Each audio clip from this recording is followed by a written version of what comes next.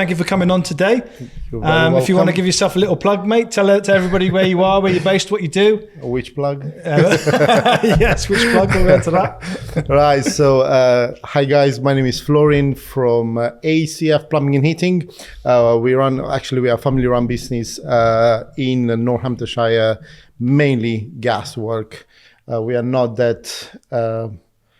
Not that busy like Stuart to run so many. Busy fool, maybe, mate. Busy fool. We try to stay focused on one thing. So today I said I will join Stuart to see how he goes with his podcast and have a bit of fun. So why not? Well, hopefully we'll have a bit of fun.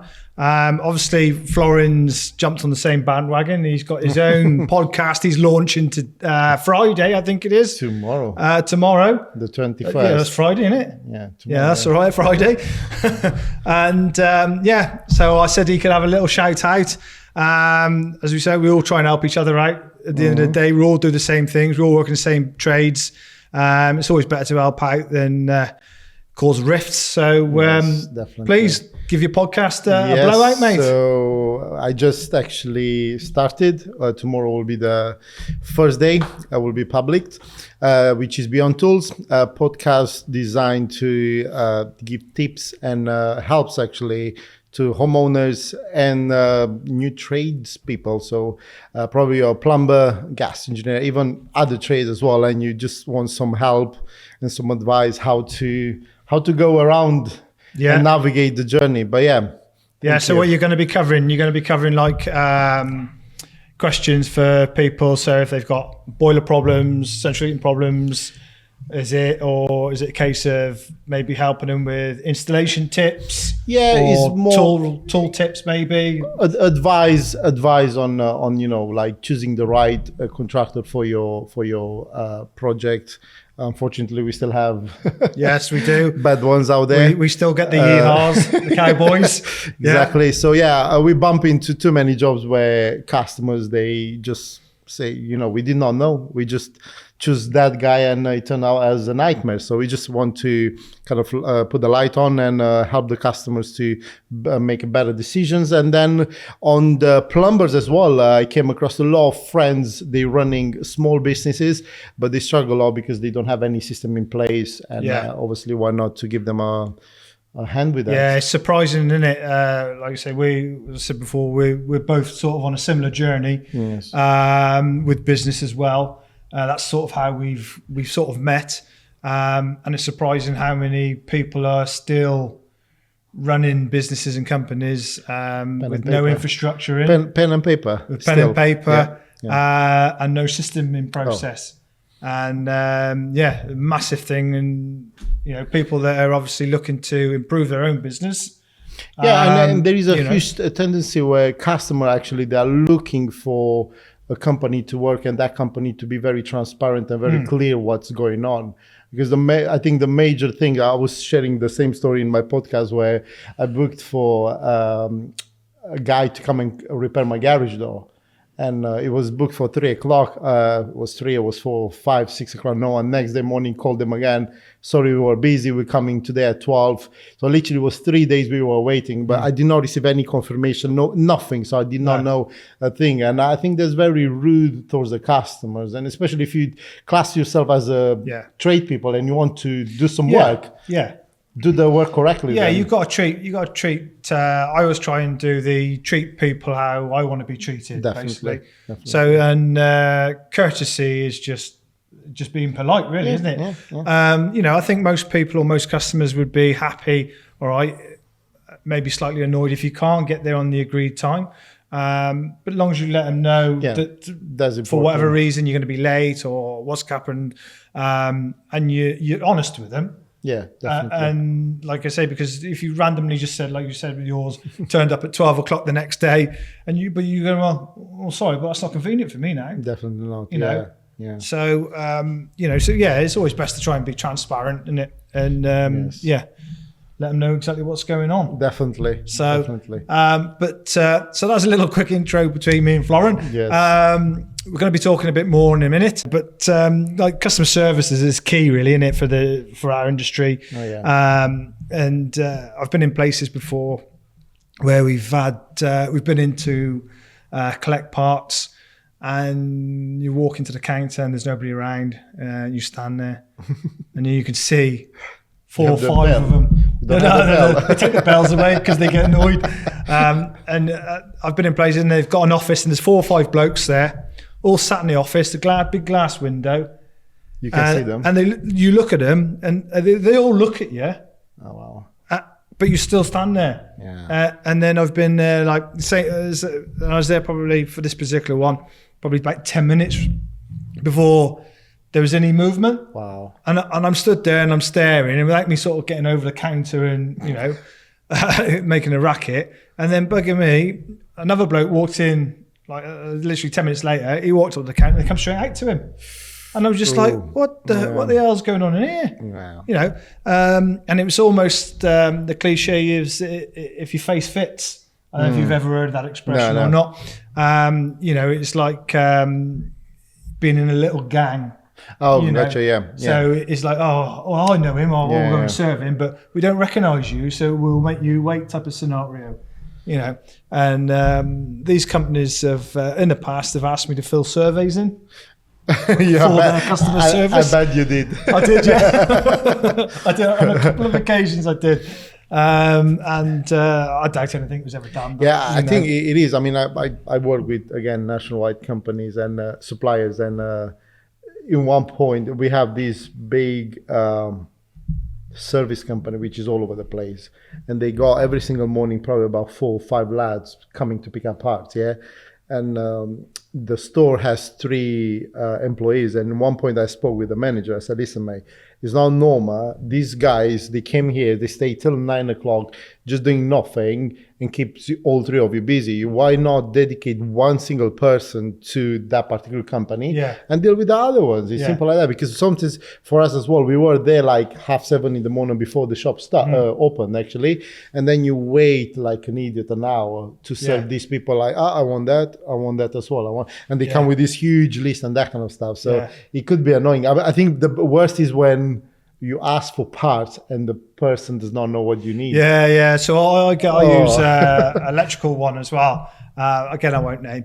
And there's two young lads in there, and we call them basically Beavis and Butthead, because they look quite similar and they're a bit like this, you walk in and you waiting for it to be served, and as soon as the one of them comes through, you're like, oh shit, I've got him if I, and then, they're polite enough, but you just know you're in for a long haul, and it can be something so simple, but you can be in there half an hour. Oh, wow.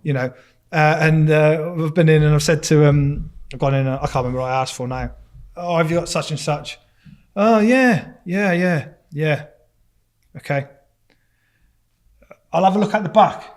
All right, mate. Yeah, you have a look at the back. I said, and I'll go, actually, I think I've already ordered it, so it might already be. Oh, right, okay. Oh, well, I'll find it then. And then he's gone for about 3 or 4 minutes, and you don't come back. And then you hear this. Have you seen such and such for so and so? And they're like, what? No, I never heard of it. What? Who? For who? What? Oh, wow. What is it? And because you can hear it, and you're like, and then they come out, and he comes back out, and he goes, did you say you ordered it? And I went, yeah, definitely ordered it. A week ago. Right, okay, hang on. No, he said he definitely ordered it. It's going like that. And you're just like, oh my God. I'll just open the door and I'll go and look for it myself. It'll probably be quicker. But you get, I've had that quite a lot. That looks like the company does not have any structure, any systems. Like there is a funny one with some local plumbers. So we went all to the same, big plumbing merchant out there. But the technology itself is so bad. So if you want to order something after 5 p.m., obviously when they close, you cannot go on the website to place order and tomorrow morning to pick it up. Yeah. So we all say, you can go to Screwfix. Yeah. Which is a good example, a company who gives you access 24/7 to order whatever you want. Yeah. And the other company say, that's called EasyFix. I said, no, it's not EasyFix, it's Screwfix. But the only thing what they learn is that they don't waste my time. Yeah. Because what you're saying there, that people, they don't respect you as a customer going there and, you stay like half an hour to collect a part which you already put the order.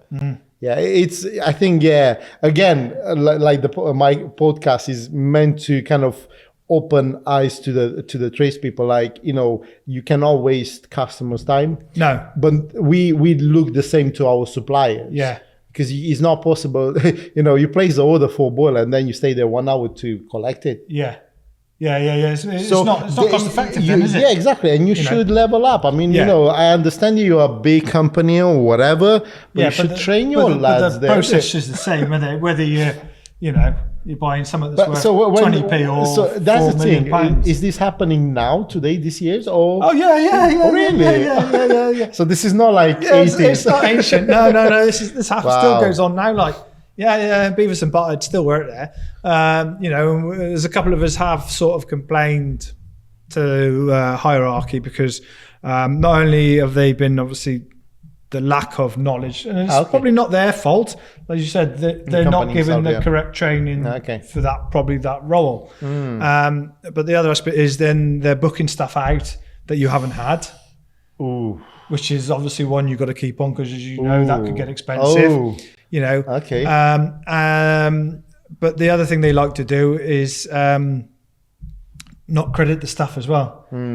So you return it, and then they'll send and then you expect to get a credit. You never see it. Then you get your statement, and you go in. Okay, I know what you're talking about now. I know what you're talking about. Yeah. And then you're like, then they're chasing you, going, "Are you going to pay this account? Are you going to pay?" And I go, "Are you going to refund me my products? Are you Oh wow. What do you mean? Oh wow. And then all of a sudden you're like, well, I returned 3 or 4 of these items back, whatever, at this date, and this date. Oh wow. And I haven't been credited for it yet. And then all of a sudden, I'm ever so sorry, or we'll look into it. It did happen with me. I kind of kept in my head was the account every month. Yeah. But this particular month, suddenly, knowing that I had probably about £5,000 to pay, something like that at the end of the month, it was about 7.5. I'm like, that's a bit sketchy, yeah? So I went through the numbers, I checked, and literally 2 boilers, they've been charged twice. Never. So suddenly I got 2 boilers extra on my account. I'm like, oh, what's going on? Oh, it's just a mistake. I say, okay. And then it happened again after a few months. Yeah. And then I said to the guy, I said, okay, can you check actually who the heck is doing these things? And it's the same person. And not that it was intentional, but then I say, you know what, this thing won't happen. So we put now, so if even myself, we go into the supplier, I need to call in the office to get a purchase order number. Put a purchase order in. Again, not that they are intentionally bad, because they are human, they will make mistakes, but literally can cost you big time. Well, the thing is, if you hadn't have cottoned on to it and you were just like, all right, that's the invoice, right, I got to pay it, you might not have ever... we got this supplier, he used to have a guy, the guy left now. So if I call you and then I said to you, okay, I need for tomorrow an Ideal Logic Max C30, I myself, I expect that you understand there's a combi boiler, C30, I did expect that, but obviously the guy was working there for years, So we went in the morning, pick up the boiler, I did not check what's on the box, went on the job about half an hour away, strip off the whole boiler, ready to put the new boiler in. It would always be after you strip the old boiler. And what they gave me, it was a system boiler. And I say, wow, that's a S30, not a C30. Oh, it's not the same thing? No. There you go. So I think it's I don't know if necessarily we can blame them, probably even ourselves sometimes, that we need to watch more. But you'll expect them to know better. You're expecting them to know what you're going in for. Oh yeah, definitely. At the end of the day, you might be the bod, should we say, for installing whatever product it is. But then they're supposed to be the expert in supplying. Of course, that's their product. They sell that product because we don't know everything that we want. Yeah, we might be able to describe it, and we might call it something. Well, you might know that. You might have this. But because we've travelled, worked all over the UK, in different areas, people call different products by different names. Yeah. So when you go in and you go, I want such and such, and they go, what? What's that? And then you sat there going like year 3 going, well, it's one of these big long wobbly things, and it does this, and then they're going, huh? Oh, you mean a such and such? You go, well, yeah, that's there it. There you go. Oh, well, we call it that. Oh, right. Well, down where we are, we call it it. So oh dear. But so you have a little bit of that. But to be honest, usually they're pretty good. Most places I deal with. I think they get you better just get the now. odd one that floats through.